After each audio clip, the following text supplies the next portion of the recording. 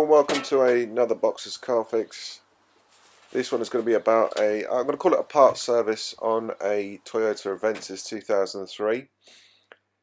Read the bit below, check your parts yourself. The part numbers I've used are in the video, but please check yourself.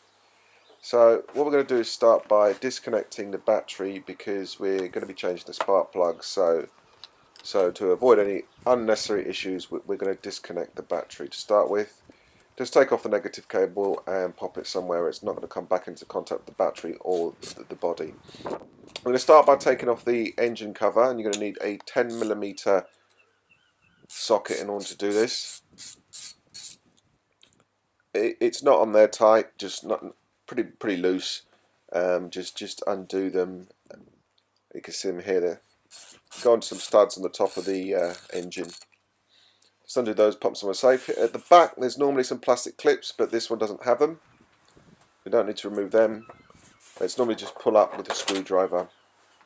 Okay, so now we can see the actual coil, ignition coil pack. We're going to start by disconnecting this. Just push down on the catch at the top and pull away. Should come off relatively easily. Then we're going to remove a 10mm bolt that's holding it in place. You'll notice that it's nice. It's not there and very hard. And then just wiggle the ignition coil out. I'm just making sure that there's no dirt going to go in there. Now we're going to go in and get the spark plug. So make sure you get good perch on the spark plug and then just wind it out. I've sped it up a little bit, but you get the point. So let's just take out the spark plug. You can see the spark plug is in reasonable condition, but we're going to swap out the spark plugs. And to be quite honest, I'm kind of glad because they've got Bosch spark plugs. In general, I'd only recommend Denso or basically Japanese spark plugs. Sorry.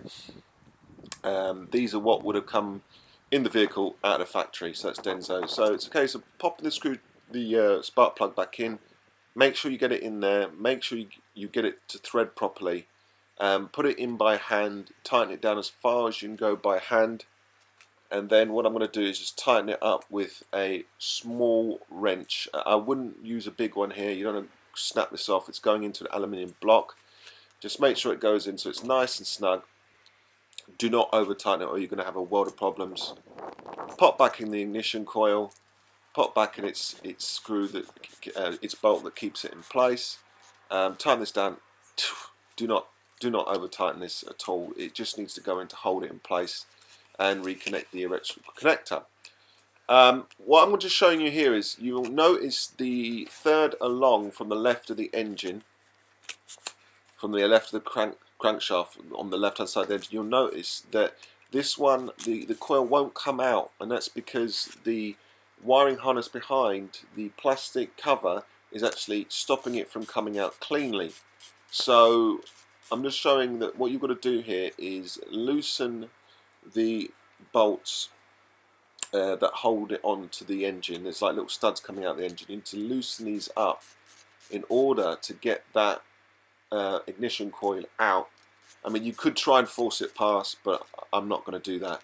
I think it's far easier just to loosen this plastic cover for the wiring harness up and then just pull the coil pack past it. So I did try and sneak it past, but that wasn't possible. It's got to come. Those nuts have got to come off. Sorry, those bolts have got to come off, and you've got to raise that harness. Don't go tugging on it to try and pull it out of place because you really don't want to cause any damage here. It's just enough room so that you can get the ignition coil past it without causing any damage and without bending it at all. Okay, so it's just a case of repeating it. Make sure you get good perch on the spark plug. Make sure it's on.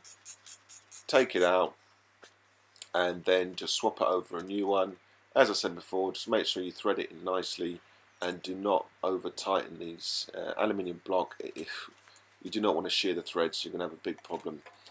Pop the coil pack back in and what I did next was, once it was in, I put the bolts back on, the nuts back on.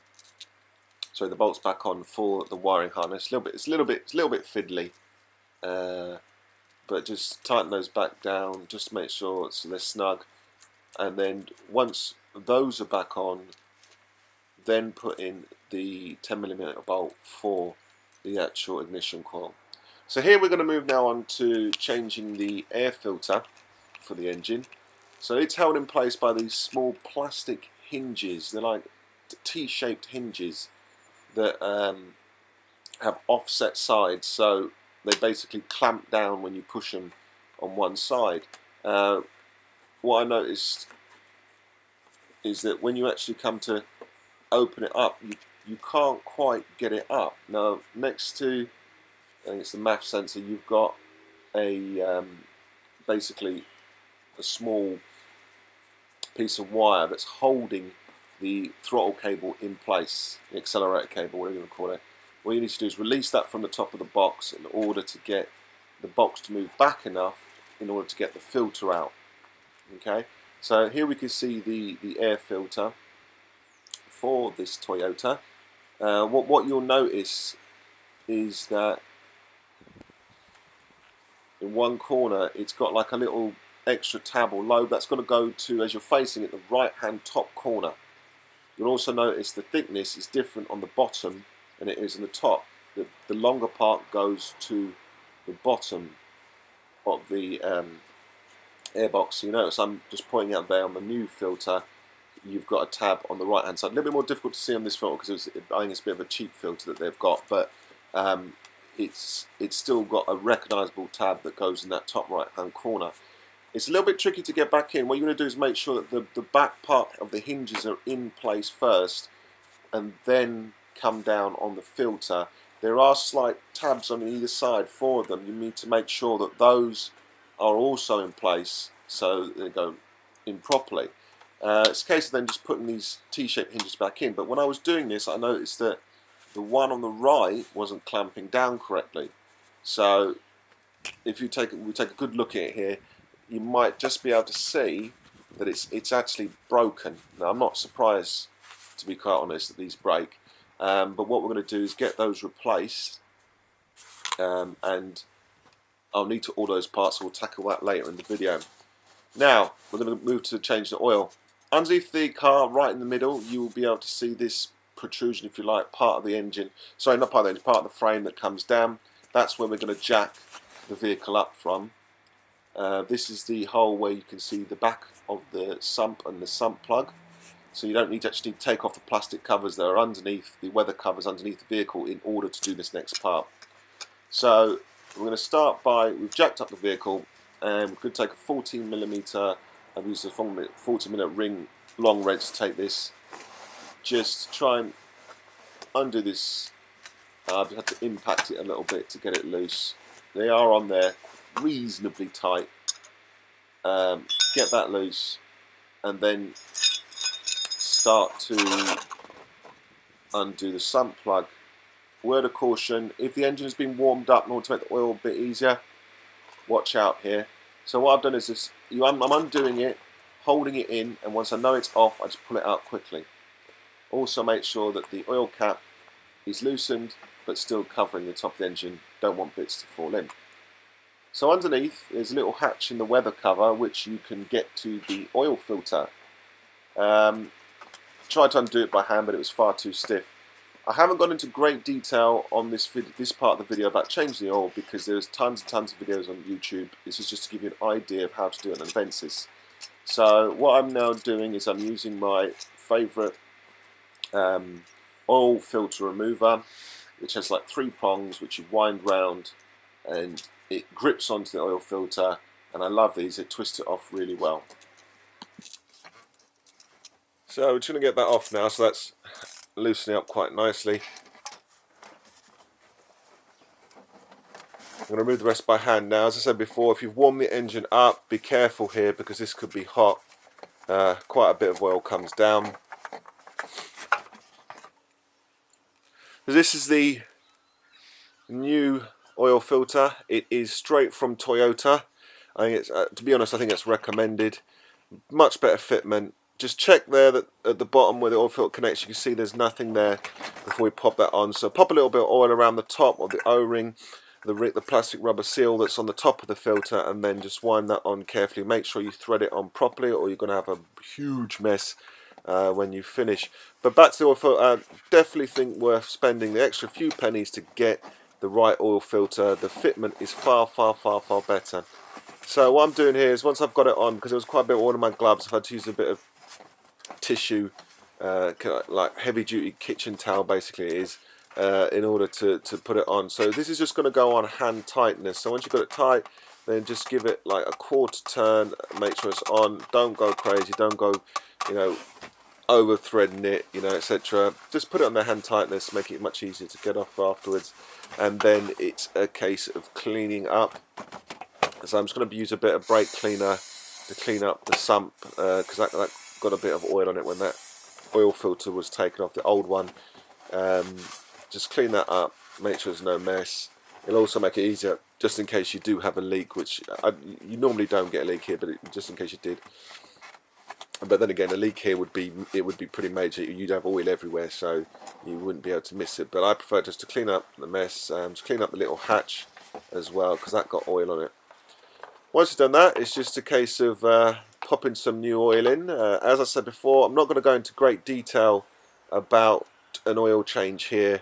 I'm just giving the specifics. There's loads of videos on YouTube how to do your oil.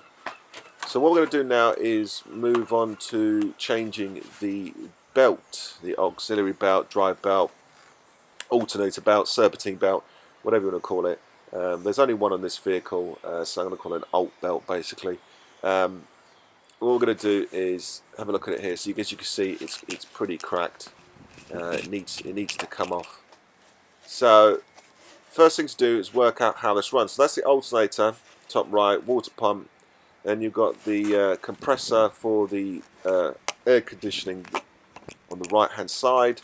Over the left hand side we have a pulley on the left hand side there. I think it's to do with the steering. I can't remember the exact name of it. On the left hand side, and at the very bottom was the crankshaft. So if you look here, you can see this is going to be reasonably okay to take off. You're going to need to put basically your spanner on that little protrusion. It's the shape of a nut. It's on the side of the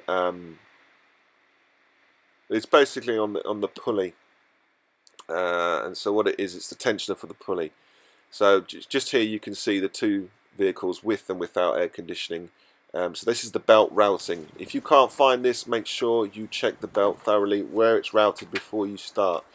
So I'm going to use a breaker bar, the 19mm socket, and I'm going to pop it on to the tensioner pulley. And I'm going to use a breaker bar because it gives you more control when you're pulling it forward. You don't want to be snapping this backwards and forwards. So this is going to give you a nice bit of control to pull that pulley and allow the tension to drop down and pull that pulley away, and you can then start taking it off the alternator, which is the most furthest part of the engine. Whilst you're doing this, be careful of the air conditioning line above. That's the thing I will say. Be careful of that air conditioning line above. So start by taking it off the alternator, and then I'm going to start to replace it from, in the diagram it said VP. I'm going to remove it from that and slowly start to thread it through. Now I found the best way to do is take it off the oil. It's quite easy to come off the water pump. I'm now trying to take it off the tensioner pulley.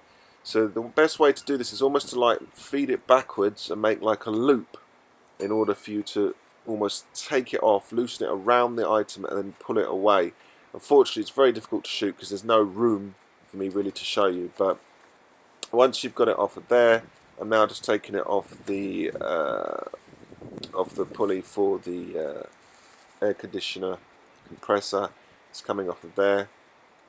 It was a little bit tricky to get it off of the pulley itself. It's kind of wound. So as I said, if you make a loop and push it away, further away, so it loops further away from the actual pulley, it'll make it a lot easier to get this off. But as belts go, this is a very, very simple belt to change. It's easily routed. It's easy to remember how it's routed. It's easy. It's pretty easy to get it on and off. It is a long belt though. Okay, so there's the old one off, and what we're going to do is just quickly compare it with the new one in order to just check the length, make sure it's fine, width, etc. The amount of grooves in it, make sure that's correct. The ribbing. Okay, so as you can see, what I've done is I've put a picture on the right hand side, and we're going to cover how we put this back on. So I'm going to start from the furthest point away from where it needs to go last. So that's the crank. So I'm going to pop that down onto the crank, just feeding it through past the other parts, and then making a loop and put it on the crank. Once it was on the crank, I put it on, going to put it on the cooler compressor for the air conditioning. So that's made a large loop, if you like, at the bottom, with two now covered. And then it's a case of moving on to the tensioner pulley. So pop that round. If you find it difficult, as I said, make the loop slightly before and kind of push it round. I then moved on to the vane pump. I believe it has to do with steering. Don't quote me on that one. So you put it on the vane, round the vane pump.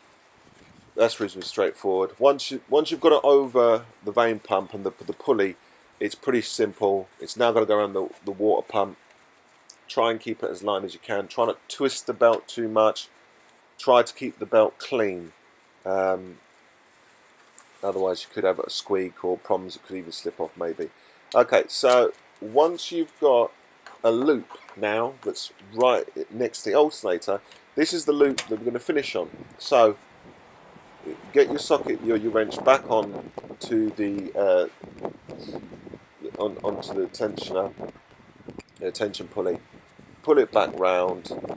It might be a little bit more difficult now to get it on because of course the belt is tighter, it's a new belt, and then just slip it round the alternator.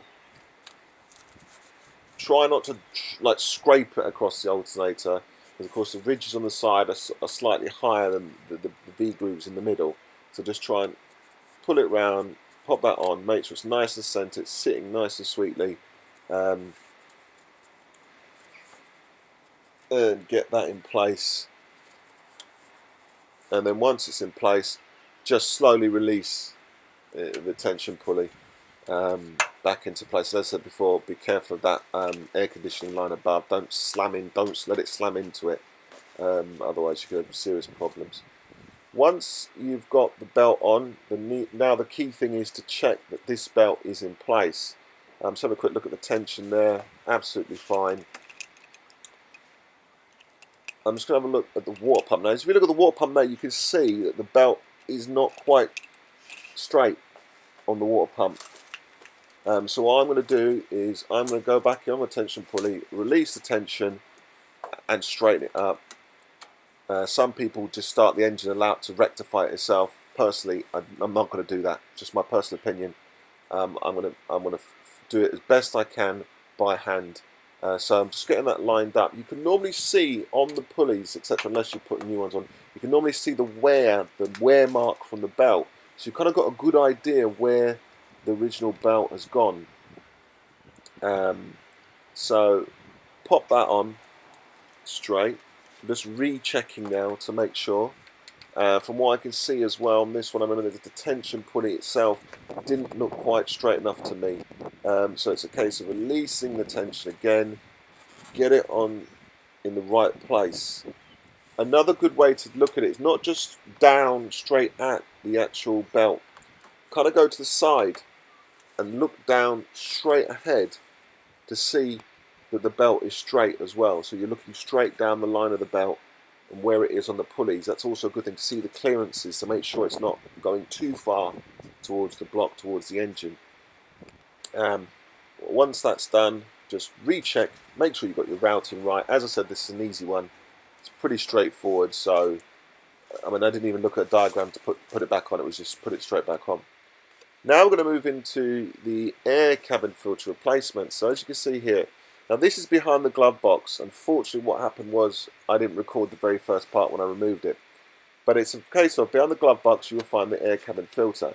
it's a case of push those two tabs in together to remove the cover, the plastic cover that's covering the air filter. In here you will find the air filter. Just take this out. As you can see, this one's pretty grubby. It's probably been in there a while.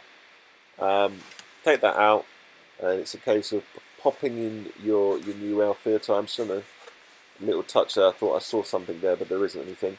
So what I did was I just got the air filter. The new air cabin filter, it has on the sides, one or two sides, it's slightly thicker. I'm just making a comparison there. So you know that those harder sides are going to go facing forward towards you.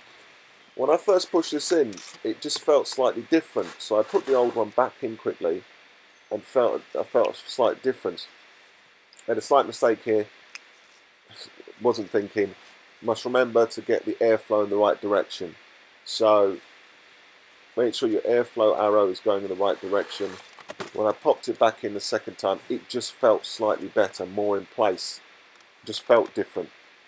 Okay, so that got popped back in. It's quite simple. Replace the plastic cover, push back in. That just clips in. It's not very difficult. So then it's just a case of putting the glove box back in. You should empty the glove box, but it wasn't emptied. Okay, so this is the dampener, and that goes here on this little fastener. It just clips into it. There's 3 clips at the bottom, one lobe and 3 clips that line up. Pop those in place. Now, when you're actually doing this, you should release the dampener first from a screw which is on the left-hand side of the glove box. But unfortunately, when I went to touch that glove box, the dampener actually came away. So I'm putting the dampener back first. It's still screwed to the glove box. You can see it's gone back in place there. But you release the dampener first with the screw on the left-hand side, as I said. You can see it just there a little bit. And these are little lobes that need to be pushed in. So squeeze the glove box with your hands in order to push those back in place. Make sure it's lined up at the bottom. And it just goes back in place. It's a very simple job. Phillips head screwdriver is all you need to do this. Just checking to make sure it's all working fine, and it is.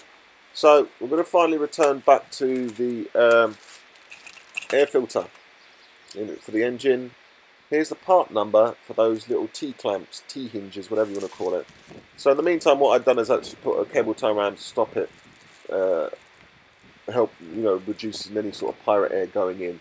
It's just going to replace these 2 clamps now. Funnily enough, the person that bought this in said that they'd heard like a vibration noise on the left hand side of the engine, and I have a funny feeling it's the cabin. It's the air filter box making that vibration from that broken clip. So you can see the two broken clips here. One broken clip, sorry. I've actually ordered 2. The reason being is I'd prefer to put in 2 new ones that are going to apply the same amount of pressure on this box rather than one worn one and one new one, and then have to come back and maybe do the same thing again. Okay, so it's got 2 clips. They just basically slide into place. They don't need forcing. They just slide in the forward part, the top of the airbox cover, and then they push back into place onto the bottom part of the housing of the airbox. Once they're in place there, they can push down, and they basically leave and apply pressure, which allows the box to clamp down on itself. Later on, it did turn out actually the vibrating noise was actually this airbox. So it was good, that when you're servicing, you will get to know your engine. You will find out other things, what's going on with your car that you can replace. But that's everything done here. I'd like to say thanks very much for watching. It's been another Box's Car Fix. Take care. Bye-bye.